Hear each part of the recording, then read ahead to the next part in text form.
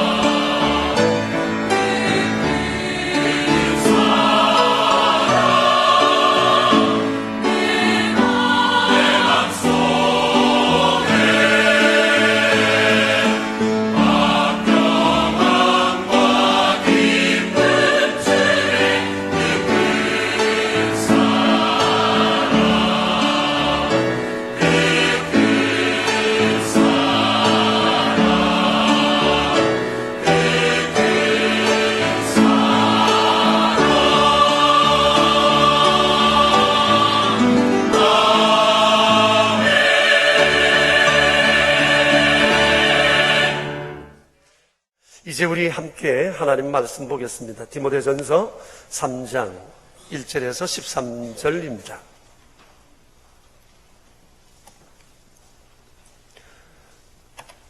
이는 하나님의 말씀입니다. 이제 우리 하나님의 말씀 디모데전서 3장 1절에서 13절 함께 보겠습니다. 밑보다 이 말이여 곧 사람이 감독의 직분을 얻으려 함은 선한 일을 사모하는 것이라 함이로다. 감독은 책망할 것이 없으며 한 아내의 남편이 되며 절제하며 신중하며 단정하며 나그네를 대접하며 가르치기를 잘하며 술을 즐기지 아니하며 구타하지 아니하며 오직 관용하며 다투지 아니하며 돈을 사랑하지 아니하며 자기 집을 잘 다스려 자녀들로 모든 공손함으로 복종하게 하는 자라야 할지며 사람이 자기 집을 다스릴 줄 알지 못하면 어찌 하나님의 교회를 돌보려 새로 입교한 자도 말지니 교만하여져서 마귀의 정죄를 하는 그 정죄에 빠질까 하며 또한 외인에게서도 선한 증거를 얻은 자라야 할지니 비방과 마귀의 올무에 빠질까 염려하라. 이와 같이 집사들도 정중하고 일구이연을 하지 아니하고 술에 인박이지 아니하고 더러운 일을 탐하지 아니하고 깨끗한 양심의 믿음의 비밀을 가진 자라야 할지니 이에 이 사람들을 먼저 시험하여 보고 그 후에 책망할 것이 없으면 집사의 직분을 맡게 할 것이요 여자들도 이와 같이 정숙하고 모함하지 아니하며 절제하며 모든 일에 충성된 자라야 할지니라. 집사들은 한 아내의 남편이 되어 자녀와 자기 집을 잘 다스리는 자일지니 집사의 직분을 잘한 자들은 아름다운 지위와 그리스도 예수 안에 있는 믿음의 큰 담력을 얻느니라. 아멘. 오늘이 세월호 사고가 난 지 벌써 12일이 되었습니다. 그 12일 동안 우리나라 모든 방송과 신문을 비롯해서 만나는 대부분 사람들의 대화에 중요한 내용이 되었습니다. 참으로 비통함을 금할 수 없고 결코 있어서는 안 되는 일이기 때문일 것입니다. 지금 사고의 원인에 대해서 다각적으로 분석하고 있는데 대충 이런 내용들인 것 같습니다. 안전에 대한 인식이 그동안 많이 부족했다. 그리고 매뉴얼에 대한 훈련을 제대로 하지 못했다. 또 삶의 가치관이 매우 잘못되어 있었다. 그리고 무책임한 여객선 선원들의 태도가 사고를 키웠다라고 하는 것이 지금까지의 대충의 얘기의 중심이 되는 것 같습니다. 이 중에서도 선장을 비롯해서 선원들의 무책임한 태도가 국민들의 마음을 많이 화나게 한 것 같습니다. 배를 책임지고 있는 사람으로서 결코 그럴 수 없는 어처구니 없는 일을 했다고 하는 것입니다. 자, 그런데 가만히 생각해 보면 그것이 죽음 앞에서의 인간의 본능이 아닐까라는 생각이 듭니다. 인간의 본능이라는 것이 본래 이기적이지 않습니까? 자기밖에 생각지 않습니다. 자기의 유익, 자기의 입장, 자기의 몸, 자신의 삶. 이렇게 인간은 쇳덩어리입니다. 그렇기 때문에 누구를 막론하고 자기의 본성을 이성과 의지로 다스리지 않는다면 결코 어느 누구도 제대로 된 품격을 갖추기는 어려울 거라 생각합니다. 지난달 말에 어느 중앙일간지에 서울에 있는 덕수교회 원로 목사님이신 손인웅 목사님의 인터뷰 기사가 실린 것을 보았습니다. 손 목사님은 우리 교단의 선배이자 우리 한국교회의 어른으로 이렇게 칭송받으시는 분이신데 인터뷰 기사가 신문 전면에 한 2분의 1 정도 인터뷰 기사가 실렸습니다. 그런데 그 헤드라인 기사가 이랬습니다. 한국 교회가 잘 되려면 기독교 양반이 많아져야 한다. 기독교 양반이라고 그랬어요. 양반이라는 말은 우리가 자주 쓰지만 기독교 양반이라는 말은 좀 생소했습니다. 손 목사님은 이것이 미래 우리 한국 교회의 대안이라고 얘기를 했습니다. 한국 교회가 회복되려고 하면 한국 교회 안에 기독교 양반 운동이 일어나야 한다는 것입니다. 기독교인들이 세상 사람들로부터 양반이라는 소리를 들어야 하고 기독교인들한테 양반의 품격을 갖추어 가야 한다는 겁니다. 그렇게 될 때 세상이 교회와 우리를 다르게 볼 거라고 그랬습니다. 소 목사님께서는 자신이 담임하셨던 이 특수교회가 어떻게 성장했는가, 성장된 배경을 한마디로 이렇게 얘기를 했습니다. 우리 교회에 기독교 양반들이 많기 때문이다 그랬습니다. 그 교회는 애초부터 소위 세상에서 양반이라고 평이 좋은 사람들이 모인 교회였는데, 이들이 기독교 신앙 안에서 하나님의 은혜로 기독교 양반들로 다 바뀌어졌다는 겁니다. 성북동 아주 부촌에 자리 잡고 있어요. 그런데 그 교회가 한쪽에는 아주 어려운 사람들이 사는 곳입니다. 좀 위쪽으로 올라가면 아래쪽은 부유한 사람들이 사는 곳인데, 이곳에 이런 양쪽의 성향을 가진 사람들이 교회에 나온 거예요. 함께 어울리기가 어려운 상황이지 않겠습니까? 그런데 목사님 말씀은 그들이 다 기독교 양반으로 변화되었노라, 그렇게 얘기를 합니다. 그게 우리 교회의 성장의 비결이었다고요. 그러면서 기독교 양반을 이렇게 정의를 했습니다. 기독교 양반이란 사회적 사명감을 가진 엘리트 교인이다고 했어요. 노블레스 오블리주 의식을 갖춘 사람이어야 한다는 거예요. 다시 말하면 가진 자로서 사회적 책무를 느끼는 사람이어야 합니다. 내가 배우고 가진 것을 자기만의 것으로 여기지 않고 그것을 자기 자신을 드러내는 도구로 사용하지 아니하고, 없는 자, 가지지 못한 자, 나와 다른 사람들을 위해서 섬기는 도구로 사용하는 그 사람이 바로 시대의 엘리트예요. 기독교 엘리트라고. 그런 사명감을 가진 사람이 기독교 양반이라고 그랬어요. 나아가서 신앙과 삶이 일치되는 태도를 가진 교인이어야 하나. 공생공존, 희생과 봉사, 포근함과 거룩함을 지닌 사람이어야 한다. 이것이 장래 우리 한국 기독교의 힘이 될 거라는 얘기입니다. 저는 그날 기독교 양반이라는 이 단어를 참 곰곰이 생각해 봤습니다. 참 가슴을 울리는 질문이지 않습니까? 그래서 오늘 아침에 너나 할 것 없이 우리 모두 다 스스로에게 이런 질문을 해봤으면 좋겠습니다. 과연 나는 기독교 양반인가?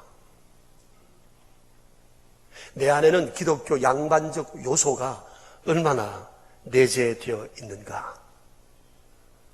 오늘 우리는 본문 말씀을 읽었는데, 이 본문 말씀, 우리가 오늘 묵상해야 할 이 말씀 안에는 기독교 양반들로서 갖추어야 할 품격이 무엇이어야 하는지에 대해서 말씀하십니다. 무려 27가지를 말씀하고 있습니다.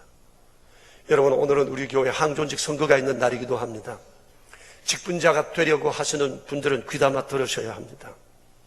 이것은 모든 직분자들에게 바라시는 하나님의 말씀이기 때문입니다. 그러나 이것이 어찌 직분자들 뿐이겠어요? 성경에는 모든 말씀은 어느 특별한 사람도 물론이지만 그 포함해서 모든 성도들에게 주시는 하나님의 말씀이기 때문입니다. 우리가 정말 기독교 양반이 되고 싶다면, 사명감 있는 그리스도인으로 살기를 원한다면 우리는 이 말씀을 우리 모두의 마음에 새겨야 할 것입니다. 여러분, 오늘 1절과 8절과 11절에 보면 감독, 집사, 여자들이라는 구절이 나오는데, 이것이 지금으로 보면 장로, 안수집사, 그리고 교회 여성 지도자들인 권사로 보면 될 것입니다. 당시에는 직분자가 된다고 하는 것이 매우 어려웠습니다. 쉽지 않았습니다. 왜냐하면 핍박이 너무너무 심한 때였기 때문에 그래요. 핍박의 제일 표적이 사도예요. 그리고 가르치는 목회자들이고, 그리고 장로들이고, 집사들이고, 그리고 교회 여성 지도자들이었어요. 그러니까 직분자가 된다고 하는 것은 복음을 위해서, 교회를 위해서, 성도들을 위해서 자기의 목숨을 내어놓고자 하는 각오가 되어 있는 사람들만이 할 수 있는 일이었기 때문입니다. 우리나라도 일제시대나 6.25를 전후해서 이와 유사한 일이 많았어요. 들어와서는, 공산당에 들어와서 제일 먼저 누구를 잡습니까? 교회 직분자들입니다. 직분자라는 사실 때문에 죽임을 당해야 하는 일들이 너무너무 많았습니다. 자, 그런데 오늘 성경을 보면 직분이라고 하는 것이 엄청난 이런 부담이 있음에도 불구하고 그 당시 이 직분을 얻고자 하는 사람들이 있었다고 하는 겁니다. 왜냐고 하면 복음을 위해, 주님을 위해 핍박을 받는 것을 영광스럽게 생각했기 때문입니다. 절로 머리가 숙여지지 않을 수가 없습니다. 바로 이들이 기독교 양반들이었던 겁니다. 지난 2000년 기독교 역사를 돌아보면 우리 기독교 안에, 교회 안에 이런 기독교 양반들이 계셔서 이들이 복음을 지켜주었고 이들을 통해서 아름다운 영향력이 사회에 끼쳐지면서 하나님의 교회가 부흥되어 여기까지 오게 되었던 것입니다. 기독교 양반들이 직장 곳곳에, 동네 곳곳에 번져갔을 때 그곳에 있는 주변이 놀라운 변화들을 입게 되었을 거예요. 요즘은 이런 의식들이 많이 희석되었습니다. 직분이라는 것을 하나의 간투처럼 여기는 그런 경우도 있기도 합니다. 그러나 우리가 기억해야 할 것은 2000년 전 바로 이때에 직분자를 왜 세웠는가라고 하는 이 의식을 우리가 잊지 말아야 할 것입니다. 그리고 우리가 이런 전통 위에 서 있다고 하는 것을 자랑스럽게 생각해야 할 것입니다. 우리가 오늘 이 말씀을 읽었습니다만은 전체적인 내용을 보면 삶의 윤리에 관한 내용입니다. 특별한 얘기가 아닙니다. 아주 기본적인 삶의 윤리를 말씀하고 있습니다. 그런데 문제는 이렇게 기본적인 것을 우리가 제대로 지켜가지 못하고 있다는 겁니다. 이게 문제입니다. 삶의 기본, 윤리적 기본이 우리에게 많이 결여되어 있다고 하는 겁니다. 그래서 여러분 오늘 누구를 보지 마시고 내 스스로를 살펴봤으면 좋겠습니다.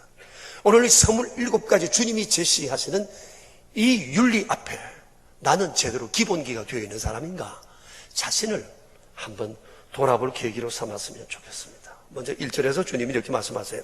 먼저 감독의 직분을 얻으려 하면, 장로의 직분을 얻으려 하면 선한 일을 사모해야 한다고 말씀하셨습니다. 여러분, 우리 기독교에서 말하는 가장 선한 일이 무엇일까요? 여러분 생각에 어떤 일이 가장 선한 일이라고 생각하세요? 생명을 살리는 겁니다. 저 사람 예수 믿어야 하는데 이런 마음을 가지는 것이 선한 자의 마음의 태도라고 하는 것입니다. 우리 교회로 말할 것 같으면 사람을 살리고 세우는 일입니다. 이것이 우리 기독교가 말하는 가장 선한 일의 제일 요소, 우선되는 요소라고 하는 것입니다. 예수님께서 그렇지 않으셨습니까? 온 갈릴리에 두루다니시며 회당에서 가르치시고 사람들에게 복음을 전하시고 병든 자와 약한 자들을 주님 두루 고치셨다고 말씀하셨습니다. 예수님의 최우선 사역, 그것은 생명을 살리는 일이었어요. 지난 목요일 날 통일사역자 훈련이 있어서 명성 제1교회를 갔습니다. 우리 교우들이 한 53명, 그렇죠?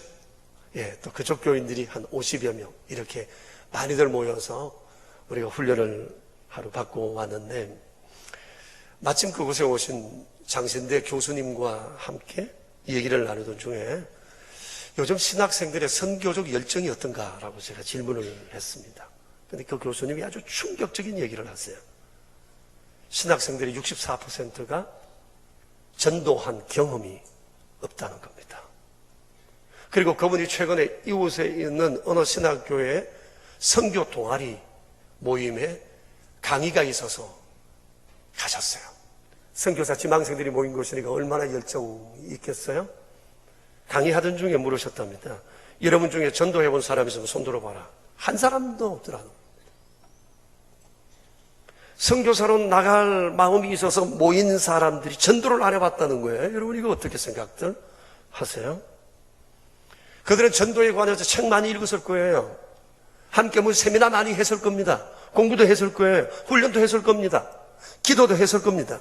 근데 왜 전도는 정작 하지 않은 것일까? 교수님이 이렇게 대답하시더라고요. 신학생들 대부분이 모태신앙인들이고 교회에서 자랐고 또 주변에 만나는 사람들 모두가 믿는 사람들이다 보니까 전도해야 할 필요성을 별로 느끼지를 못하고 지냈다고 하는 겁니다. 그래서 우리가 여러 가지 얘기를 함께 좀 나누었어요. 여러분 우리 기독교인들도 마찬가지라고 생각합니다. 사실 교회 오래 다닌 사람일수록 주변의 사람들을 보면 모두 믿는 사람밖에 없어요. 우리 교인들 아니면 다른 교회 교인들 전부 다 믿는 사람들이 있습니다. 왜냐하면 신앙생활 하던 중에 안 믿는 사람들이 다 끊어졌기 때문입니다. 그래서 어떤 분들 가운데 자랑스럽게 이렇게 얘기하는 분도 있습니다. 목사님, 나 예수 믿고 세상 모임 다 끊었습니다. 이제 딱 하나 남았는데 그것도 곧 끊을 거라고. 절대 끊지 마세요. 그것까지 끊으면 전도할 대상이 아예 사라지고 말겠기 때문입니다. 이러다 보니까 교회 오래 다닌 사람들이나 항존 직분자들이나 항존 직분자가 되려는 사람들 중에 교회에는 열심히 있는데 전도를 제대로 하는 사람이 없다는 겁니다. 예수님을 믿기는 오래 믿었는데 믿으면 믿을수록 전도하는 사람들이 없어요. 교회는 열심히 있는데. 그래서 우리 교단 총회에서는 장로가 되려면 5명 전도, 집사와 권사가 되려면 3명을 전도해야 자격을 주도록 했습니다. 자, 여러분, 나는 어떻습니까? 나는 어때요? 정말 내 안에 생명을 살리는 이 선한 일에 대한 열정이 내 안에 있는가라고 하는 겁니다. 그래서 오늘 우리가 이 말씀 앞에서 그런 결심을 했으면 좋겠습니다. 선한 일에 대한 불길이 우리 안에 타오르기를 우리 모두 소망할 수 있게 되기를 축복합니다. 그 다음에 주님 이어서 말씀하십니다. 장로는 책망할 것이 없으며 라고 했어요. 결점이 없어야 한다는 겁니다. 흠이 없는 사람 누가 있겠습니까? 그런데 여기에서 책망이라고 하는 것은 국법으로나 경제적으로나 사회적으로 결격 사유가 없어야 한다는 얘기입니다. 그래서 우리 총회법에도 장로는 무험 7년, 권사와 안수집사는 무험 5년이라고 규정하고 있어요. 무험, 흠이 없은 지가 최소 사회적으로 흠이 없은 지가 장로는 최소 7년이 지나야 하고 집사와 권사는 5년이 지나야 한다고 말씀합니다. 이어서 계속 주님 말씀하세요. 세 번째, 한 아내의 남편이 되며 라고 했어요. 그 당시에는 부인을 여러 둔 남자들도 많았던 것 같습니다. 교인 중에도 그런 사람들이 있었던 것 같습니다. 이방인들을 생활하면서 더욱 그랬던 것 같습니다. 유대인들 중에서도 아마 배우자가 여러 있는 사람도 있었던 것 같습니다. 사마리아 수가성에서 예수님을 만난 여인은 남편이 5이라고 했습니다. 일반적으로 여자보다 남자가 좀 더하지 않습니까? 그럼 유대 사회에도 그런 사람들이 도로도로 있었다고 볼 수 있을 것입니다. 그러니 그리스도인들은 부부 윤리가 명확해야 합니다. 지도자들은 더더욱 그러합니다. 이어서 말씀하십니다. 절제하며 라고 했습니다. 자기 감정이나 욕망을 자제할 수 있어야 한다는 겁니다. 다른 것 아무리 잘하고 능력이 있어도 절제하지 못하면 이것은 브레이크 고장난 자동차와 같습니다. 나도 다치고 남도 다치게 됩니다. 그렇기 때문에 우리 기독교인들은 절제를 잘해야 합니다. 말에도 절제가 있어야 하고 행동에도 절제가 있어야 합니다. 발끈하는 태도를 버려야 합니다. 화가 나도 참아야 합니다. 한마디 쏘아 붙이고 싶지만 그 순간에도 참을 수 있어야 합니다. 사람이 할 말 다 하고 사는 것 아니지 않습니까? 물론 내 힘으로는 절제가 어렵습니다. 성령님 도와주셔야 합니다. 그래서 말씀하십니다. 성령의 열매는 절제니라고 하신 겁니다. 성령님 도우셔야 합니다. 그리고 신중하며라고 했어요. 말과 행동을 함부로 하지 말라는 겁니다. 단정하며 품행과 옷차림에 관련된 내용이에요. 품위 있게 행동하고 품위 있는 옷차림을 해야 한다는 거예요. 그리고 나그네를 대접하며, 나그네는 초면인 경우가 많지 않습니까? 나와 관계없는 사람, 내게 어떤 유익을 주거나 영향을 주지 못하는 사람들을 대접한다는 것, 돕는다는 것, 이거 쉽지 않습니다. 그런데 초대교회는 이것이 미덕이었습니다. 그런 거로 그리스도인들은 아는 사람뿐만 아니라 모르는 사람들과도 잘 지낼 수 있어야 합니다. 이 땅에 찾아온 탈북자들, 그리고 제3국에서 온 노동자들, 이 지역은 처음인 다른 지방에서 이주해 오신 분들, 이분들이 다 나그네와 같은 분들입니다. 그들에게 따뜻한 손을 내미는 것은 마땅히 그리스도인인 우리가 먼저 해야 할 일이라고 하는 겁니다. 그리고 가르치기를 잘하며 그랬습니다. 평신도 지도자들은 가르칠 수 있는 능력을 구비해야 합니다. 나이가 많아서 난 몰라서가 아닙니다. 훈련하면 누구든지 할 수가 있습니다. 점점 잘해질 수가 있는 겁니다. 그 다음에 뭐라고 그러셨죠? 술을 즐기지 아니하며, 즐기지 말라고 했으니까 조금은 먹어도 되나 보다. 아주 반갑게 여기는 분들이 있을지 모르겠습니다. 왜 이런 얘기만 귀에 속속 잘 들어오는지도 몰라요. 여러분, 물론 술 자체가 악한 것은 아니죠. 그러나 술은 여러 가지 부작용을 많이 일으킵니다. 그래서 초대교회 때로부터 우리 한국교회는 금주 금연을 선언한 겁니다. 여러분, 술을 먹고 담배를 피우면서 은혜 생활 하기란 어렵습니다. 성령 충만할 수 없습니다. 담배 한 대 피우게 해주신 거 감사합니다. 아멘하고 담배 피울 사람 누가 있고, 술 먹으면서 누가 기도하고 먹을 사람 누가 있습니까? 어떤 사람은 화투 치면서 기도하고 화투 쳤다는 사람이 있기는 있었지만은 아마 따게 해달라고 기도했을지 모르겠습니다. 이거 우리 마땅치 않은 일이라고 생각을 합니다. 일반 사람들도 같이 술 먹을 때는 술 친구 되어서 먹지만 돌아서고 나면 저놈은 나이롱이라고 다 손가락질 하기 마련입니다. 그리고 구타하지 아니하며 라고 했습니다. 과격한 행동이나 남을 때리거나 싸우는 겁니다. 힘자랑 하면 안 되죠. 이거 손찌검 하는 거, 이거 습관인 것 같습니다. 안 하면 평생 안 하고 한번 하기 시작하면 손찌검 잘하게 되어 있습니다. 그리고 관용하며, 그리스도인은 너그럽고 부드러워야 한다는 거예요. 좀 더 크게 보고 전체를 보고 멀리 보면서 지금 일어나는 여러 가지 일들을 너그러운 마음으로 바라보자는 겁니다. 그리고 다투지 아니하며 라고 했어요. 부질없는 논쟁을 하지 말라는 것입니다. 승부욕, 경쟁하는 마음, 다툼, 이기려는 태도, 질투심, 그리고 우월감, 이런 것들이 다툼을 일으킵니다. 성도는 어떤 일이 있어도 다투지 말아야 합니다. 어떤 사람은 모임을 하다가 화가 나면 너희들끼리 다 해먹으라 하고는 자리를 박차고 나가는 사람도 있습니다. 자기만 성질 있는 것 아니죠. 성질 나지만 참는 거죠. 하나님을 생각하며, 그의 인격을 생각하며, 모두가 참고 자제하고 있다는 것을 우리가 알아야 할 것입니다. 그리고 돈을 사랑하지 아니하며 라고 말씀하십니다. 디모데전서 6장 10절에 이런 말씀이 있어요. 돈을 사랑함이 일만하게 뿌리가 되나니 이것을 탐내는 자들은 미혹을 받아 믿음에서 떠나 많은 근심으로서 자기를 찔렀다고 했습니다. 돈 자체가 나쁜 것은 아니죠. 잘못된 태도로 돈을 벌거나 돈을 벌어 자기만을 위해서 사용하고 자기 유익만을 위해서 쓰는 건, 이건 돈을 지극히 사랑하는 것입니다. 좀 전에 우리가 얘기했던 것처럼 엘리트 의식을 가진 사람은 사명감 있는 사람이라고 그랬어요. 네, 그것이 아니기 때문입니다. 돈을 관리하는 태도를 보면 그 사람의 삶의 수준, 태도, 신앙적 정도를 우리는 대충 알 수가 있습니다. 자, 그리고 14번째 4절을 보시면, 자기 집을 잘 다스려 자녀들로 모든 공손함으로 복종하게 하는 자라야 할지니 사람이 자기 집을 잘 다스릴 줄 알지 못하면 어찌 하나님의 교회를 돌보리요? 라고 했습니다. 지도자의 가정이 화목해야 합니다. 신앙으로 하나가 되어야 합니다.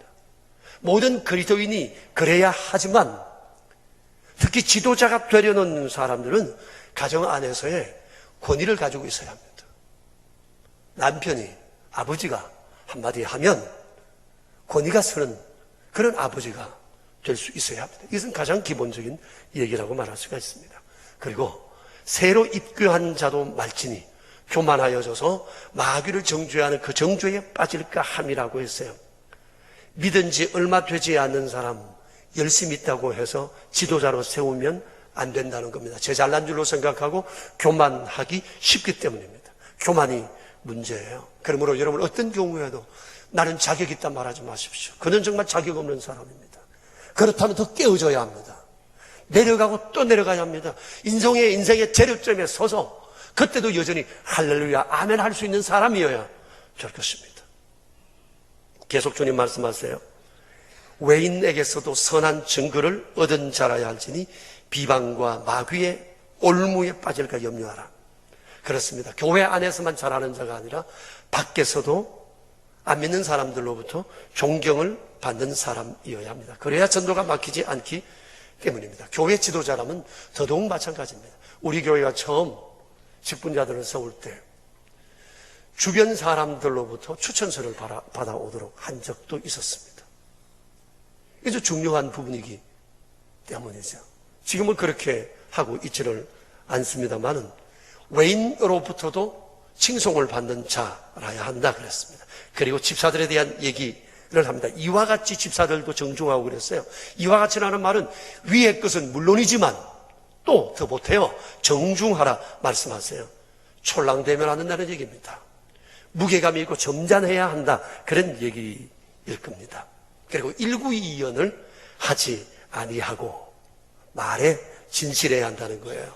근데 사람은 자신의 감정이나 자기 이익에 따라서 한 입으로 두 말하는 경우가 많이 있습니다. 예레미야 선지자가 그래서 말씀하셨어요.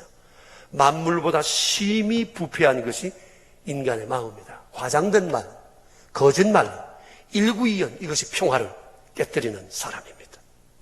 술에 인박이지 아니하고 벌써 술 얘기 두 번째 나옵니다. 더러운 일을 탐하지 아니하고 불법적인 소득, 돈에 대한 얘기도 벌써 두 번째 나옵니다. 그리고 깨끗한 양심을 가지라. 그리고 믿음의 비밀을 가진 자라야 한다고 그랬어요. 믿음의 비밀이라고 했습니다.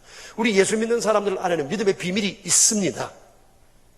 세상 사람들이 모르는 믿음의 비밀이 있습니다. 그게 뭐죠?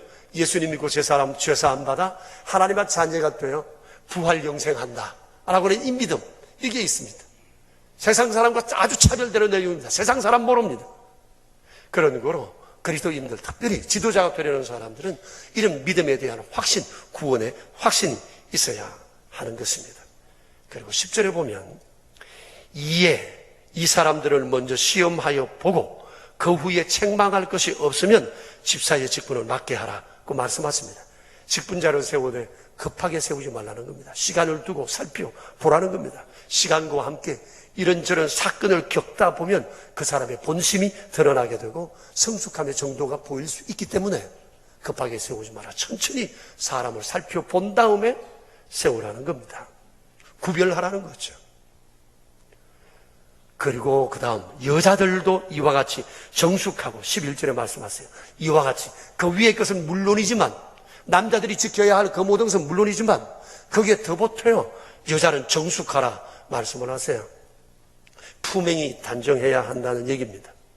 그리고 이어서 모함하지 아니하고 라고 했어요. 모함이라는 것은 남을 흉보고 남의 말을 나쁘게 하는 것을 말합니다. 말 조심하라는 거예요. 베드로전서 3장 10절에서 이렇게 말씀하십니다. 생명을 사랑하고 좋은 날 보기를 원하는 자는 혀를 금하여 악한 말을 그치고 그 입술로 거짓을 말하지 말라. 오래 살고 싶으면 남의 흉보거나 모함하지 말라 하십니다. 그리고 절제하며, 이것도 벌써 두 번째 나옵니다. 그리고 모든 일에 충성된 자라야 할지니, 충성이 뭐죠? 변함없는 마음과 그 태도를 말합니다. 그리고 마지막 절에 뭐라고 말씀하세요? 집사들은 한 아내의 남편이 되며 자녀와 자기 집을 잘 다스리는 자여야 한다. 이것도 벌써 두 번째 나오는 말씀입니다. 자, 여러분, 주님은 우리에게 27가지 그리스도인이 갖추어야 할 품격에 대해서 말씀하셨습니다. 특별한 것 아닙니다. 돌아보면 가장 기본적인 윤리입니다. 그런데 우리가 가장 기본적인 윤리조차도 제대로 지켜지 못했다고 하는 것은 얼마나 부끄러운 일인지 모릅니다. 오늘 이 시간이 우리에게 기회라고 생각합니다. 이전에 우리가 어떻게 살아왔든지 지금부터 이후에 우린 정말 삶의 기본기, 윤리의 기본기를 다시 한번 점검하고 다듬는 그런 삶이 되었으면 좋겠습니다. 여러분, 나 자신을 한번 돌아봅시다. 나는 기독교 양반입니까? 아니면 쌍놈입니까? 주님께서 직분을 잘한 사람들에게 오늘 축복하십니다. 13절 우리 같이 한번 읽겠습니다. 집사의 직분을 잘한 자들은 아름다운 지위와 그리스도 예수 안에 있는 믿음의 큰 담력을 얻느니라. 집사의 직분만 아닐 겁니다. 장로, 여성 지도자들인 권사 다 마찬가지입니다. 직분을 감당한 사람들에게 주님 두 가지를 약속하십니다.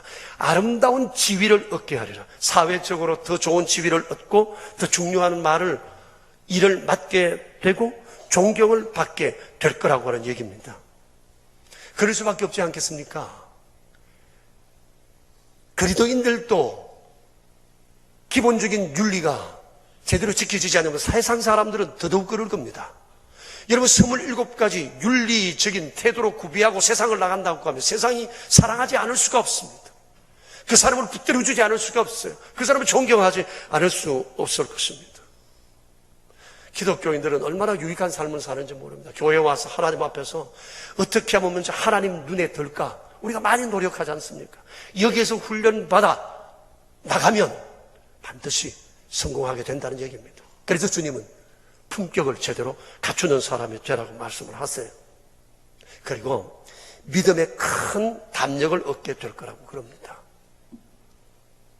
사람이 자신의 행동이 나르게 견고하고 바르면 하나님 앞에 설 때도 좀 우리가 뭐 떳떳할 수는 없어도 그래도 좀 덜 송구한 마음으로 서게 됩니다. 그럴 때 믿음이 생기는데 그냥 생기려 담대함이 생긴다는, 믿음의 담력이 생긴다는 거예요. 성경이 막 다 믿어져요. 하나님이 믿어져요. 하나님이 나와 동행하신다는 것이 믿어져요. 하나님의 모든 약속이 담대하게 다 믿어져요. 이런 것이 우리의 덕스러운 품격으로부터 이런 믿음이 나올 수 있다고 하는 것을 우리가 기억해야 하겠습니다. 우리 한국교회의 예로부터 내려오는 이런 말이 있어요. 직분이 사람을 만든다. 무슨 말이죠?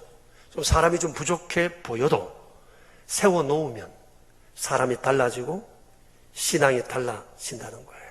여러분 생각해 보세요. 직분을 잘 감당하면 아름다운 지위도 얻고 믿음의 담력도 얻는다는데 어찌 이 직분을 잘 감당하지 않을 수 있겠어요? 이 직분을 감당하기 위해서 어찌 그런 품격을 따라 살고 싶지 않겠어요?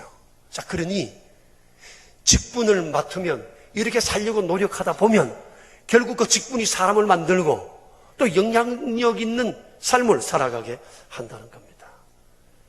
사랑하는 교우 여러분께 말씀드리고 싶습니다. 오늘 투표하실 때 여러분 보시기에 명단을 쭉 보다가 이 사람은 좀 부족하다 싶으시더라도 이번 기회에 이 사람 기독교 양반으로 만들어야 되겠다 싶으시면 그에게 신임 투표해 주시기 바랍니다. 그리고 성도들의 신임을 받아 추천되신 분들 가운데 피택이 되시거든 이제부터는 정말 잘 믿으셔야 합니다. 믿고 나를 신임해 주셨으니 자신을 살피면서 기대를 저버리지 않는 그런 믿음 생활을 하려고 애쓰고 또 애써야 할 것입니다. 그래서 우리 모두 기독교 양반으로 거듭나는 축복된 계기가 되기를 바랍니다. 이제 우리 함께 기도하겠습니다. 자신을 돌아봅시다. 아무리 생각해도 나는 부족한 점이 너무너무 많습니다. 27가지를 체크하면 과연 나는 몇 가지나 그리스도인의 참된 품격을 가지고 있는지 부끄럽기 짝이 없습니다. 자신을 돌아봅시다. 내가 기독교 양반인가 돌아봅시다. 사람들이 나를 보면 넌 참 양반 같다, 양반이다 하는 소리를 세상에서도 하는지 생각해 봅시다. 그리고 결심합시다. 주여 기독교 양반의 삶을 살게 되기를. 우리 함께 이 시간 한 2분 정도 자신을 돌아보며 기도하겠습니다. 주여 감사합니다. 주님 기독교 양반으로 살아갑니다.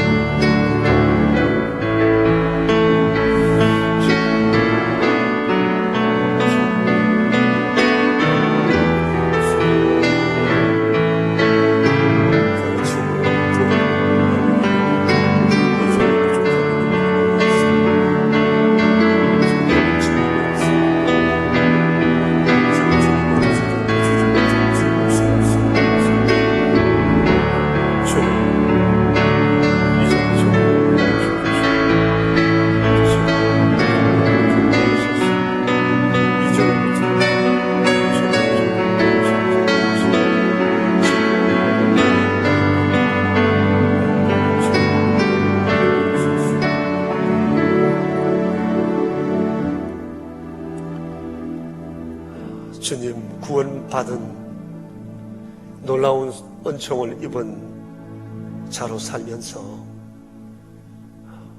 돌아보면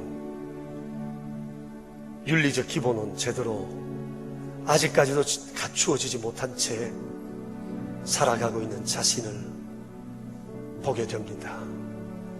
직분을 주셔서 세워 놓으셔서 아직까지도 그 직분 속에서도 다듬으시지 못한 자신의 모습을 보게 됩니다.